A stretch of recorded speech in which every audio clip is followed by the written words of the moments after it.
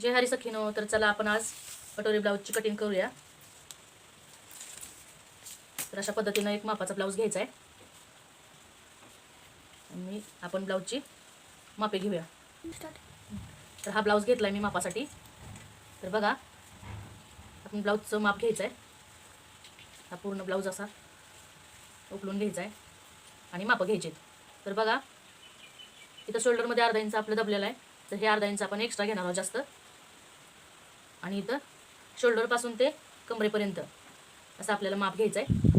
तर बघा या ब्लाऊजची उंची आहे असं थोडंसं ताणून घ्यायचं आहे, जास्त नाही, 13 इंच. तर तुम्ही लिहून घ्या. उंची आहे 13 इंच. आणि लगेचच आपण पाठीमागचा गळा पण बघून घेणार आहोत. हे बघा इथं 9 इंच माझा पाठीमागचा गळा आलेला आहे, ते पण तुम्ही लिहून घ्यायचं आहे. तर आता आपल्याला घ्यायचं आहे, उंची झाली, छातीचं माप घ्यायचं आहे आपल्याला. तर बघा जिथं बाहेर जॉईंट झालेली आपली मुंड्याच्या साईडला, तिथून ते आपलं जिथं पहिलं हुक आहे तिथंपर्यंत आपण हे माप घ्यायचं आहे.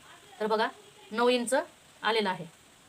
तर 9 चौक 36 साईजचा हा ब्लाऊज आहे. तर बघा ज्यांना छातीचा चौथा भाग कळतो त्यांनी अशा पद्धतीने घ्यायचं आहे. 9 चौक 36, छातीचा चौथा भाग 9 येतो. आणि ज्यांना कळत नाही छातीचा चौथा भाग त्यांनी हा 1 इंच हा भाग फक्त अशा पद्धतीने घ्यायचा आहे. 9 इंच हा एकच भाग त्यांनी मोजायचा आहे. तर बघा अशा पद्धतीने माझं छातीचं माप आलेलं आहे. 36 इंच अशी छाती आहे आणि चौथा भाग आहे 9 इंच. तर बघा परत आपण कमरेचं माप घ्यायचं आहे. तर अशा पद्धतीनं आपण कमरेचं माप घेणार आहोत. तर बघा मी माप घेताना ब्लाऊज 6.25 पकडलेला आहे. तर बघा अशा पद्धतीनं टेप पकडून घ्यायचा आहे आणि अशा पद्धतीनं कमरेचं माप तुम्ही घ्यायचं आहे. तर हे बघा 29 इंच माझी ब्लाऊजची कंबर आलेली आहे. तर तुम्ही लिहून घेऊ शकता. तर बघा आता आपण बाहीच्या उंचीचं माप घेणार आहे. तर शोल्डरपासून जिथून आपण बाही जॉईंट केलेली आहे ना, तिथून आपण बाहीचं असं माप घ्यायचं आहे. तर बाहीचं माप आलेलं आहे हे बघा इथून. तर 5 इंच आहे. एक लाईन कमी आहे तरी पण आपण 5 इंच घेऊया. 5 इंच बाहीची उंची 5 इंच. आणि दंडाचं माप आलेलं आहे आपलं. हे बघा दंड पण आपल्याला अशा पद्धतीने घ्यायचा आहे. हे बघा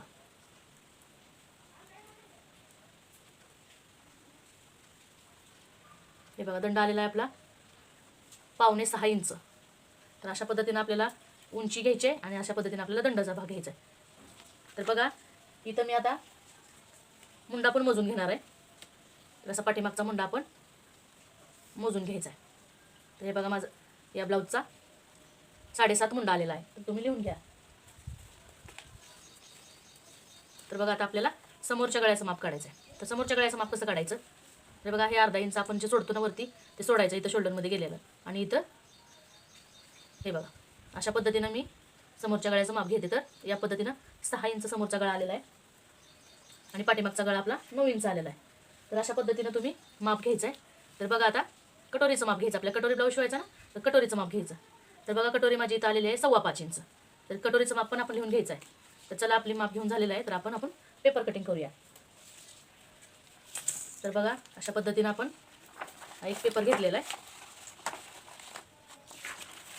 हे बघा अशा पद्धतीनं आपल्याला पेपर घ्यायचा आहे जेणेकरून आपल्या इथं हे बघा अशा पद्धतीनं पूर्ण असं पेपर आपल्याला असं फोल्ड करून घ्यायचं आहे. तर बघा ही बंद बाजू आहे ती माझ्या साईडला आहे आणि ही खुली बाजू आहे ती समोरच्या साईडला आहे. तर आता आपण काय करणार आहोत, पूर्ण आपण ब्लाऊजची मापं घेतलेली आहेत ना ते आपण याच्यावरती टाकणार आहोत. तर बघा ब्लाऊजची उंची आहे माझी 13 इंच. हे बघा ब्लाऊजची उंची 13 इंच आलेली आहे. तर आपण इथं 13.5 इंच घेणार आहोत. तर मी अर्धा इंच फक्त का वाढवलेलं आहे, तरी मी इथं जेवढं वरती कपडा दबलेला आहे तेवढा अर्धा इंच मी ह्याच्यात घेतलेला आहे. त्याच्यामुळे आणि अर्धा इंच जर असं सोडलं ना तर बरोबर आपलं 1 इंच वाढणार आहे. तुम्ही तशा पद्धतीने घेऊ शकता, अशा पद्धतीने, पण मी जशा पद्धतीने घेते त्याच पद्धतीने मी माप घेणार आहे. तर मी अर्धा इंच वरती सोडते. त्याच्यामुळं ज्यावेळेस मी कपड्यावर माप घेते त्यावेळेस अर्धा इंच वरती सोडते. त्यामुळे मी इथं फक्त अर्धा इंच फक्त वाढवणार आहे. तर बघा अशाच पद्धतीनं तर उंची आलेली आपली 13 इंच. तर आपण अर्धा इंच एक्स्ट्रा घेतलेला आहे खाली जॉईंटसाठी. वरच्या जॉईंटसाठी तर आपण अगोदरच घेतलं आहे. तर बघा इथं पण आपण 13.5 वरती खूण करूया. तर अशा पद्धतीनं जोडून घ्यायचं आहे. हे बघा, अशा पद्धतीनं आपण रेष मारून जोडून घ्यायचं आहे. तर बघा आता पहिल्यांदा आपल्याला काय करायचं आहे, शोल्डर टाकायचं आहे. तर बघा मी शोल्डर टाकणार आहे इथं 5.25 इंच. शोल्डर 5.25 इंच टाकलेला आहे आणि गळ्याची रुंदी टाकलेली आहे मी 2.25 इंच. हा गळा आहे, हा शोल्डर आहे. तर गळ्याची आपल्याला उंची घ्यायची आहे.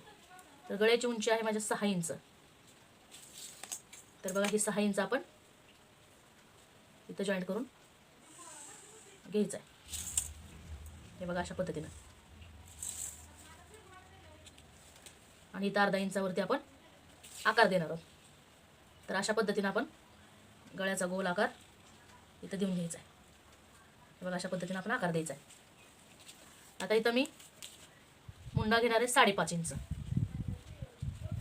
5.5 किंवा 5.25. तर 5.5 इंचावरती मी मुंडा घेणार आहे.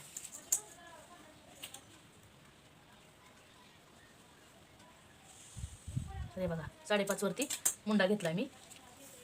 आता इथं टाकायचं आपल्याला छातीचं माप किंवा छातीची घडी.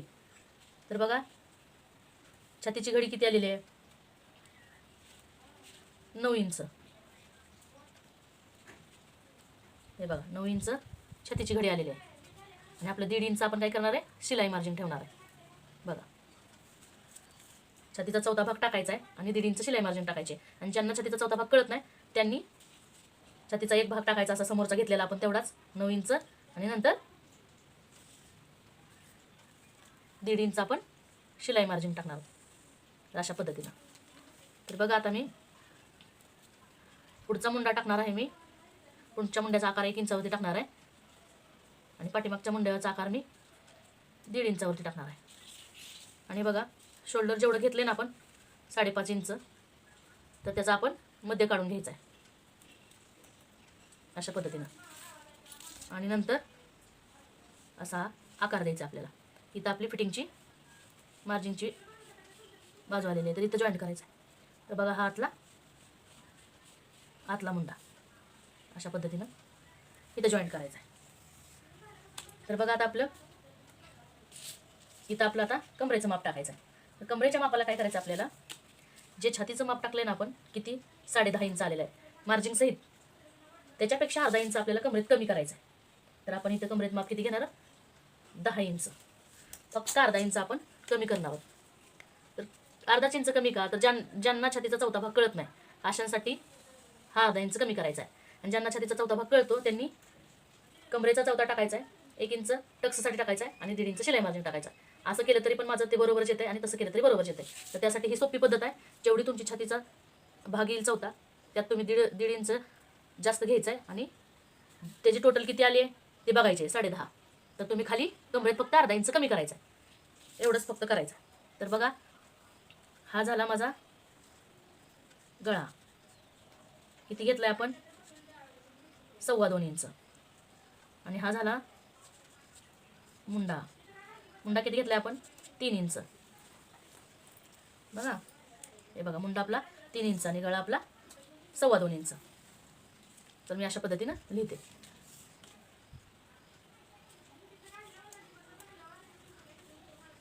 हां बघा आता.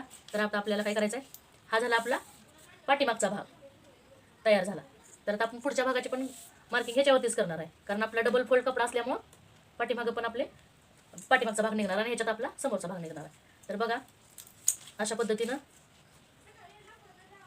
इथं आपल्याला 3 इंच घ्यायचं आहे आणि कमरेच्या साईडला इथं आपल्याला 2.5 इंच घ्यायचं आहे. तर बघा हे 1.5 इंच शिलाई जे मार्जिन आहे ना ते आपल्याला अशा पद्धतीनं जोडून घ्यायचं आहे.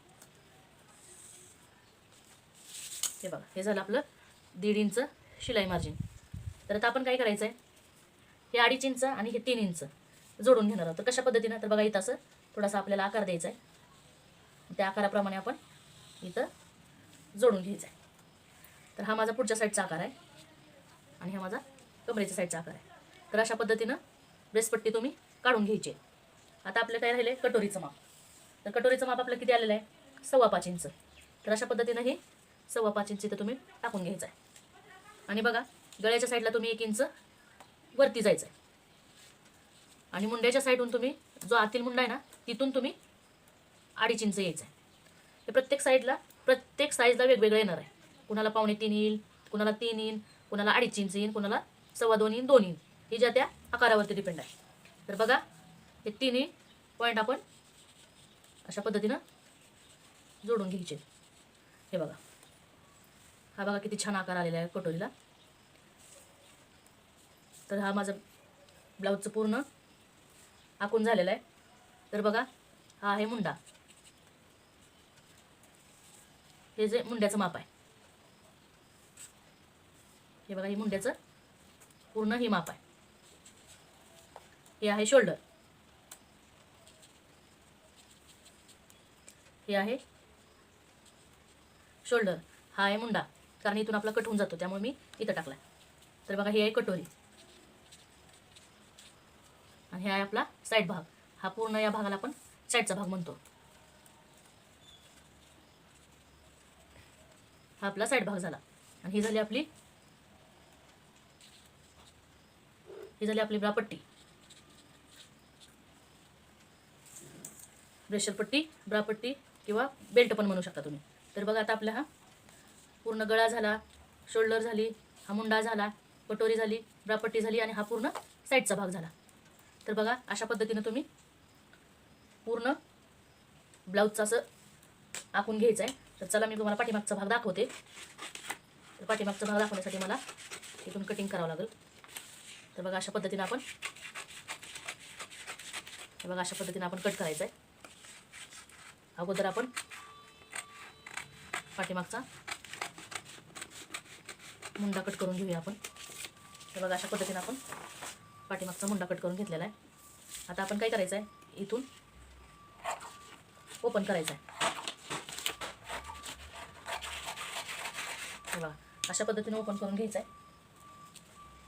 आणि जिथं तुमचा गळा आलेला आहे ना तिथं तुम्ही असं खून करून घ्यायचे. हे बघा इथं. तर इथं तुमचा किती येणार आहे, 9 इंच गळा आपल्या पाठीमागचा. तर इथं तुम्ही 9 इंचावरती अशी खून करून घ्यायचे. तर तिथं पण बघायचं आहे, तुम्हाला जर पसरट गळा हवा असेल तर तुम्ही 2.5 इंच घ्यायचं आहे, 5 इंच वाढवायचं आहे. नाही तर तुम्ही जिथं जेवढा वरती घेतलं ना तेवढंच खाली पण घ्यायचं आहे. तर बघा मी जेवढं वरती घेतले ना तेवढंच मी इथं पण घेतलेलं आहे. हे बघा अशा पद्धतीनं आपण गळा आखून घ्यायचा आहे. तर हे बघा अर्धा इंच आपण इथं आत येणार आहे. तर बघा अशाच पद्धतीनं आपण आकार देऊन समोरचा गळा कटिंग करून घ्यायचा आहे. आणि बघा इथं 4 इंचावरती आपण पाठीमागचं डक्स देणार आहोत. मी असा पण 4 घेतला आणि असा पण 4 घेतला. तुम्ही असा किती पण घेऊ शकता, 5 घेऊ शकता, 4.5 घेऊ शकता, 4 घेऊ शकता. तर पण गळ्यावर अवलंबून आहे. गळा जर जास्त असेल तर तुमचा टक्सचं पण अंतर कमी आलं पाहिजे, गळ्याच्या खालीच राहायला पाहिजे. तर तो फिनिशिंगमध्ये चांगला दिसतो. अशा पद्धतीने इथं तुम्ही टक्स घ्यायचा. आता काय करायचं, इथं 1/2 इंच आपण कमी करायचं. तर हे कमी कशासाठी, टक्सपासून पुढे. तर इथं आपण घातल्यानंतर ब्लाऊज हा भाग वरती जातो आणि हा भाग खाली येतो. मग दोन्ही पण भाग असं लेवलमध्ये दिसावं म्हणून आपण इथं 1/2 इंच कटिंग करून घ्यायचं आहे. हे बघा अशा पद्धतीनं. तर आता आपण इथं गळा कट करून घेऊया. हे बघा अशा पद्धतीनं आपण जो गळा आहे तो गळा कट करून घ्यायचा आहे. आणि ज्यांना इथं शोल्डर कळालं नाही ना त्यांच्यासाठी मी इथं शोल्डरचं हे टाकते. कारण इथं लिहिलं असतं मुंडा तर इथं कट होऊन गेलं असतं, त्यामुळे मी इथंच लिहिले. तर बघा आता आपण हा आपला पूर्ण पाठीमागचा भाग पूर्ण तयार झालेला आहे आपला. तर याला आपण साईडला करून घेऊया आणि हा भाग कटिंग करून घेऊया समोरचा. तर बघा आपण पहिल्यांदा आपण ब्रेसपट्टी वेगळी करून घ्यायची आहे. हे बघा ब्रेसपट्टी वेगळी करून घेतली. आता आपण काय करायचं आहे, हा जो समोरचा मुंडा आहे ना आपला, पाठीमागचा मुंडा कट करून टाकायचा, समोरचा मुंडा तेवढा आपण ठेवायचा आहे. तर अशा पद्धतीनं हा पण मुंडा आपला कटिंग झाला. तर आता आपण काय करायचं, कटोरी ब्लाऊजची कटोरी जी आहे ना मेन पार्ट आहे आपला कटोरीचा, तो भाग आपण इथं कट करून घ्यायचा आहे. आता हे बघा अशा पद्धतीने. हे बघा हा साईड पार्ट आपला असा निघाला आहे. आणि कटोरीचा आता हा भाग आहे ना, तो कटोरीचा गळा आपण असा व्यवस्थित कटिंग करून घ्यायचा आहे. तर बघा आपला हा ब्लाऊज कटिंग तयार झाली आता. तर हा झाला पाठीमागचा भाग, हा झाला साईड पार्ट, ही झाली ब्रेसपट्टी आणि ही झाली कटोरी. तर बघा ही कटोरी आपल्याला चालणार नाही, कारण ह्याच्यात सगळी मार्जिन ह्याच्यात ॲड करायची, मग आपली कटोरी तयार होणार आहे. तर ही कटोरी कशी तयार करायची ते मी तुम्हाला पुढच्या भागामध्ये सांगणार आहे. चला तर मग माझ्या चॅनलला लाईक करा, शेअर करा, सबस्क्राईब करा. जय हरी.